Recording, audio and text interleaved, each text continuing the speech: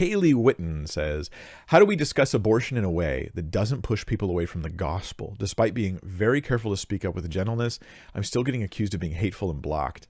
Kaylee, it is not your fault. Jesus couldn't even do that. I mean, let me say it this way.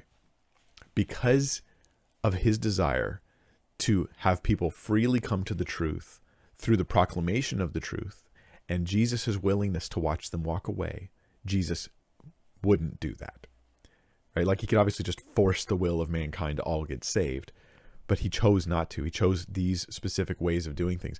And so Jesus, as he has his earthly ministry, there's times where it almost seems like when he has a large crowd, that's when he brings a hard teaching and some of them leave. John 6 is like this amazing example of that.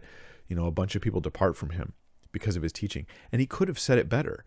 Like, he could have said it in, I say better, he said it perfectly. He said it the best way, but he could have said it in a way that would have better kept his following. And so I'm saying, Kaylee, like, you're experiencing the same thing the New Testament authors experienced, the thing Jesus experienced, the same thing your brothers and sisters around the world as Christians experience. When you preach the truth about sin, people walk away. When you teach the hard things about the gospel, people turn away. There's no version of the gospel that is so nice that it will overcome that problem. And if there is, it may not actually be the gospel, right? Like, it's so gentle and so kind that it doesn't really resemble any of the preaching of the New Testament. That the authors themselves, that the apostles themselves would hear that softest possible gospel, and they would maybe wonder if it was the gospel. Because Paul went around saying God commands all men everywhere to repent. That's in the book of Acts, right?